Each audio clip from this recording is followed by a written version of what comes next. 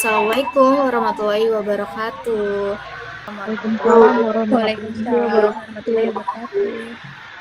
Selamat pagi anak-anak, apa kabarnya kalian hari ini? Baik, Ibu. Oke, Baik, semoga Bu. semuanya dalam keadaan sehat dan tetap semangat belajar melalui Google Meet hari ini ya. Nah, sebelum kita memulai pembelajaran hari ini, mari kita membaca basmalah bersama-sama. Bismillahirrahmanirrahim. Oke, anak-anak, Ibu akan membacakan capaian pembelajaran untuk materi hari ini. Jadi nanti peserta didik mampu mengidentifikasi, menganalisis, dan menerapkan konsep dasar kebutuhan manusia dalam faktor produksi dalam kehidupan sehari-hari.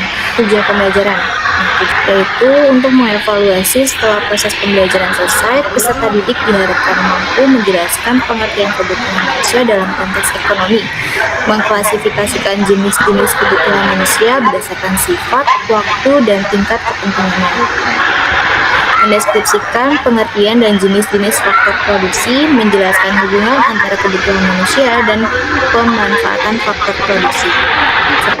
Oke, baik anak-anak, sebelumnya Ibu ingin mengingatkan nih bahwa pada kegiatan belajar mengajar sebelumnya kalian ini sudah belajar bersama kami, terdiri dari 3 orang guru, yaitu ada Ibu sendiri dengan Ibu Tia, selanjutnya nanti ada Ibu Fai dan ada Ibu Heni.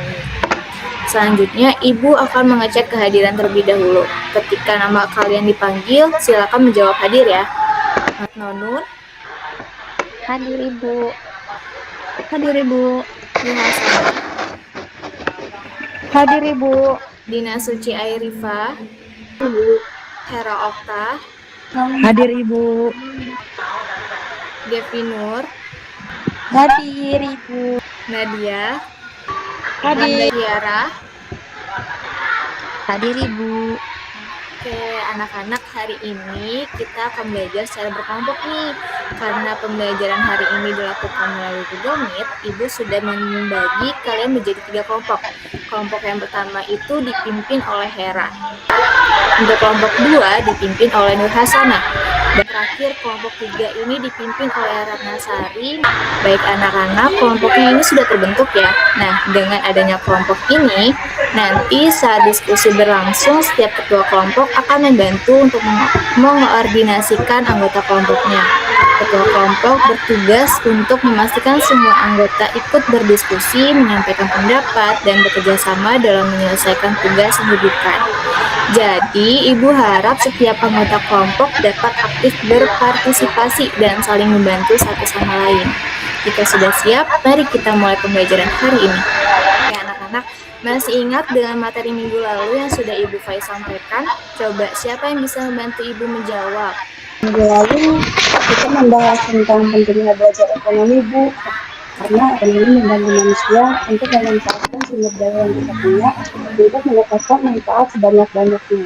Baik, terima kasih Rifa sudah membantu menjawab. Nah, anak-anak, betul sekali jawaban Rifa. Pada pertemuan sebelumnya kita itu membahas ekonomi tentang bagaimana manusia memanfaatkan sumber daya yang kita miliki untuk mendapatkan manfaat yang sebanyak-banyaknya. Nah, anak-anak, sehubungan dengan materi sebelumnya, hari ini kita akan membahas tentang kebutuhan manusia dan faktor produksi sebagai sumber ekonomi. Pada slide ini kita akan mengenal apa yang dimaksud dengan kebutuhan manusia, faktor produksi sebagai sumber ekonomi. Jadi, apa itu kebutuhan manusia? Kebutuhan manusia itu adalah kebutuhan yang berkaitan langsung dengan kelangsungan hidup dan kepuasan manusia. Setelah kebutuhan dasar seperti sandang, pangan, dan papan terpenuhi, manusia akan mencari pemenuhan kebutuhan yang lainnya. Nah, berdasarkan sifat kebutuhan manusia ini dibagi menjadi 2. Yang pertama ada kebutuhan manusia berdasarkan sifatnya itu sifat konkret atau kebutuhan nyata, seperti ada sandang, pangan, dan papan. Untuk kebutuhan yang sifatnya abstrak itu seperti kebutuhan tidak nyata, seperti rasa aman dan tentram. Selanjutnya ada penyebab tidak terbatasnya kebutuhan manusia. Nah, anak-anak, mengapa sih manusia ini memiliki kebutuhan ekonomi yang berbeda-beda? Ibu ingin menunjuk untuk Nur Hasanah untuk menjawab berdasarkan buku paket yang sudah Ibu share di WhatsApp group di halaman 3 bagian A. Coba tolong Nur Hasanah bacakan dengan lantang ya. Yang pertama, semakin bertambahnya jumlah penduduk. Yang kedua, kemajuan ilmu pengetahuan dan teknologi. Yang ketiga, taraf hidup semakin meningkat. Yang keempat, lingkungan pergaulan atau tempat tinggal. Dan yang kelima, tingkat kebudayaan manusia semakin maju. Oke, baik. Terima kasih Nur Hasanah sudah membantu menjawab pertanyaan Ibu. Nah, jadi anak-anak penyebab tidak terbatasnya kebutuhan manusia itu karena semakin bertambahnya jumlah penduduk, kemajuan ilmu pengetahuan dan teknologi, taraf hidup semakin meningkat, lingkungan pergaulan atau tempat tinggal, dan tingkat kebudayaan manusia itu semakin maju. Jadi anak-anak kebutuhan ekonomi ini setiap manusia itu berbeda-beda karena dipengaruhi oleh beberapa faktor seperti usia, jenis kelamin, pekerjaan, lingkungan, pendidikan, dan tingkat pendapatan. Anak-anak, untuk pembahasan selanjutnya akan disampaikan oleh Ibu Fai. Silakan Ibu Fai Khatun. Baik, terima kasih Ibu Tia. Anak-anak, di sini Ibu megang sesuatu. Ada yang tahu apakah ini? Ibu. Iya, betul. Ini adalah uang. Kira-kira anak-anak, apa yang akan kalian lakukan dengan uang ini? Untuk Antika, coba tolong dijawab Antika. Kira-kira apa yang akan Antika lakukan dengan uang ini?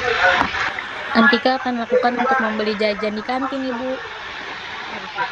Kalau untuk Hera bagaimana Hera? Apa yang akan Hera lakukan dengan uang ini? Sama Bu, paling buat jajan-jajan Bu.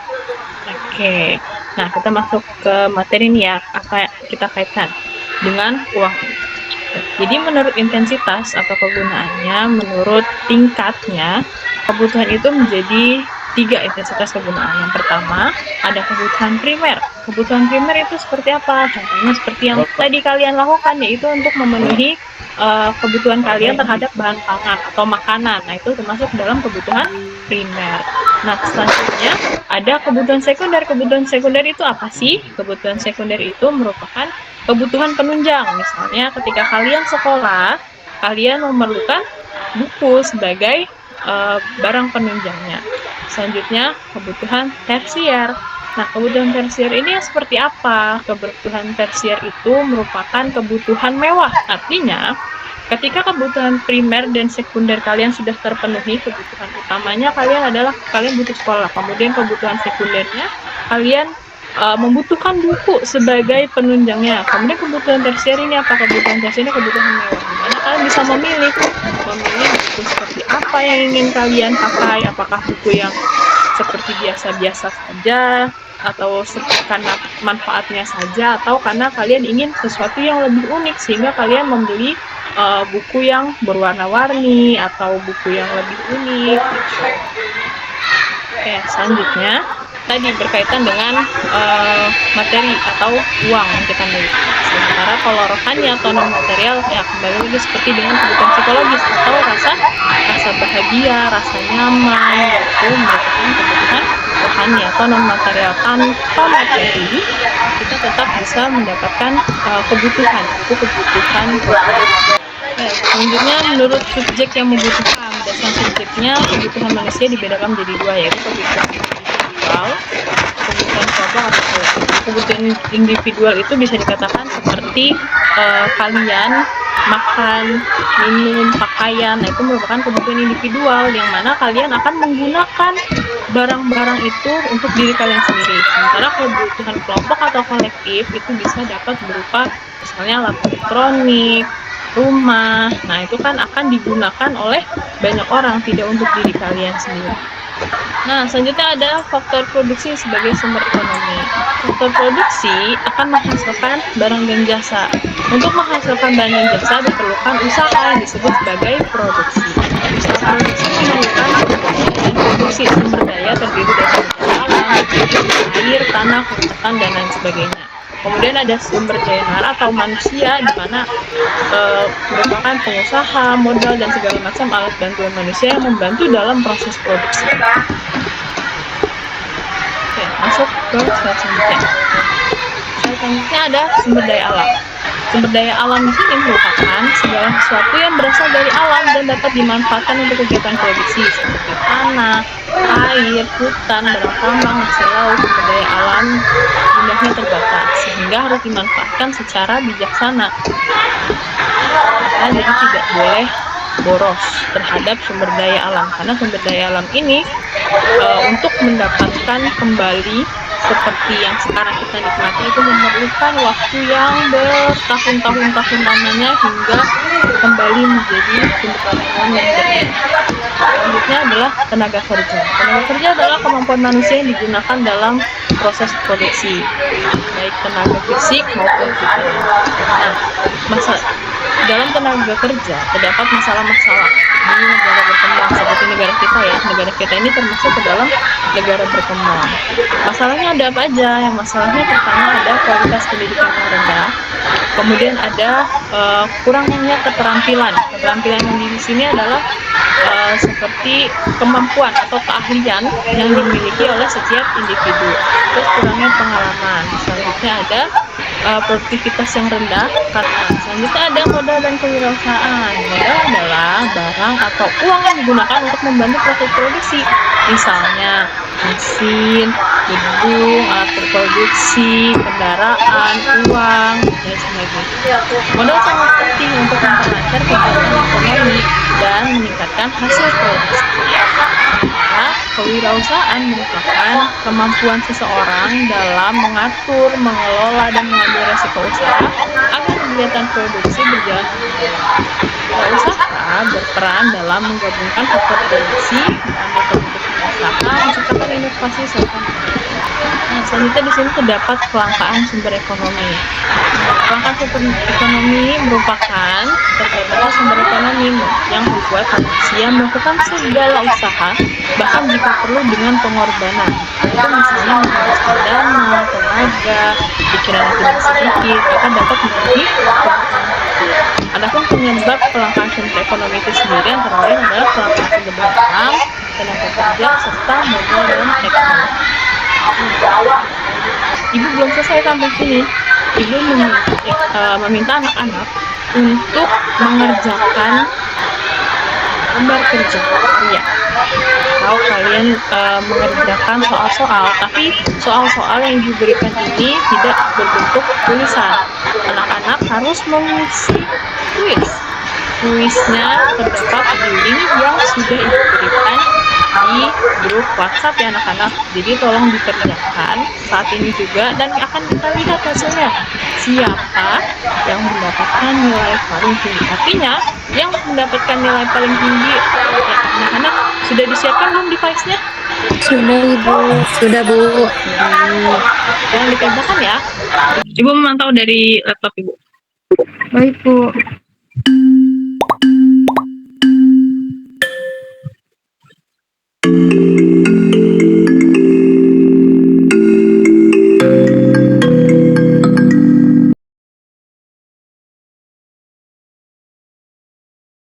Baik, anak-anak, sebelum kita masuk pada materi pada hari ini, Ibu ingin meminta kalian untuk menebak gambar yang sudah ditampilkan. Siapa yang bisa membantu Ibu menjawab hewan apakah tersebut? Saya Bu, itu burung dara.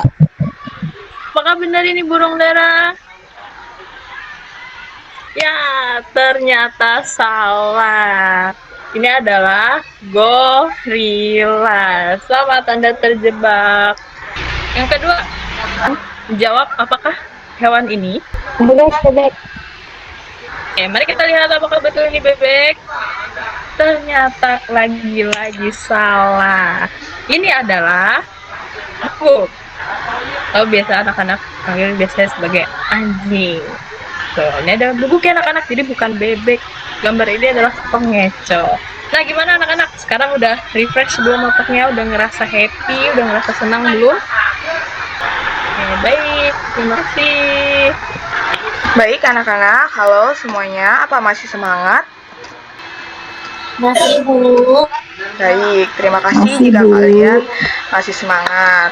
Nah, sebelumnya terima kasih kepada Ibu Fa yang sudah menyampaikan materi dan juga selamat kepada Zahra yang menjawab pertanyaan dengan benar lebih banyak. Baik anak-anak, sebelum pembelajaran kita akhiri, mari kita sama-sama nih menyimpulkan materi yang telah kita pelajari hari ini yang sebelumnya disampaikan oleh Ibu Tia dan Ibu Fai. pada pertemuan kali ini kita telah belajar mengenai kebutuhan manusia dan faktor produksi sebagai sumber ekonomi. Kebutuhan manusia adalah segala sesuatu yang diperlukan untuk mempertahankan hidup dan mencapai kesejahteraan. Kebutuhan manusia bersifat tidak terbatas, sedangkan alat pemuas kebutuhannya jumlahnya itu terbatas. Nah, oleh karena itu, manusia harus mampu menentukan prioritas kebutuhan yang harus dipenuhi terlebih dahulu. Nah, tadi juga kita sudah membahas ya, berbagai macam kebutuhan manusia berdasarkan intensitas, waktu, sifat, subjek, dan aspek sosial budayanya. Selain itu, kita juga memahami nih bahwa kegiatan ekonomi itu tidak dapat berjalan tanpa adanya faktor-faktor produksi. Nah, faktor produksi itu meliputi sumber daya alam, tenaga kerja, modal, dan kewirausahaan. Keempat faktor tersebut saling berkaitan dan memiliki peran penting nih dalam menghasilkan barang maupun jasa yang akan memenuhi kebutuhan masyarakat. Pada slide yang kalian bisa lihat di sini, ini adalah contoh dalam kegiatan ekonomi dalam kehidupan sehari-hari. Kalian bisa ditemukan di sekitaran kalian. Sebagai contoh, kalian ini lapar. Nah, ada pedagang pisang goreng. Nah, pedagang pisang goreng itu memanfaatkan pisangnya itu sebagai sumber daya alamnya. Nah, kemudian dia mengolah pisang tersebut untuk menjadikan itu pisang goreng. Itu adalah keterampilan dia dan itu termasuk ke tenaga kerja. Nah, dia selanjutnya juga ada modal. Modalnya ini apa? Yaitu wajan serta alat-alat untuk kebutuhan produksi si pisang goreng tersebut. Dan yang terakhir adalah dia mengelola pisang goreng ini untuk dijual belikan dan itu masuk ke kewirausahaannya. Nah, dari contoh tersebut kita dapat memahami bahwa kegiatan ekonomi sangat dekat dengan kehidupan kita sehari-hari. Melalui pembelajaran hari ini diharapkan kalian dapat memahami bahwa ilmu ekonomi itu sangat penting dalam kehidupan kita sehari-hari. Dalam memahami ekonomi, kita dapat menggunakan sumber daya yang terbatas harus secara lebih bijaksana ya anak-anak, menghargai proses produksi, barang dan jasa, serta membuat keputusan yang tepat dalam memenuhi kebutuhan hidup. Baik anak-anak, Ibu sudah memberikan tugas yang ada di Google Classroom kalian, mohon bisa dicek ya. Dan itu dikerjakan secara berkelompok. Untuk kelompoknya sudah diberitahukan di awal dan dimohon kalian untuk menjawab secara berkelompok. Dan untuk di minggu depan, kalian tolong kumpulkan bentuk PDF serta hard copy-nya. Jangan lupa membawa buku paket ekonomi juga. Adakah yang ingin menyampaikan kesan atau pertanyaan terkait materi yang telah dipelajari hari ini, anak-anak? Bagaimana? Baik, jika tidak ada, Ibu mengucapkan terima kasih atas perhatian dan partisipasi kalian yang aktif selama pembelajaran berlangsung. Semoga ilmu yang kita pelajari hari ini yang disampaikan oleh Ibu Tia, Ibu Fai maupun Ibu sendiri dapat bermanfaat bagi kalian dan diterapkan dalam kehidupan sehari-hari. Nah, sebelum kita menutup pembelajaran hari ini, alangkah baiknya kita mengucapkan hamdalah. Alhamdulillahirabbil alamin. Baik, anak-anak, kurang lebihnya Ibu dan rekan Ibu mengucapkan terima kasih. Wabillahi taufik wal hidayah. Wassalamualaikum warahmatullahi wabarakatuh. Waalaikumsalam warahmatullahi wabarakatuh. Terima kasih banyak ya, Bu.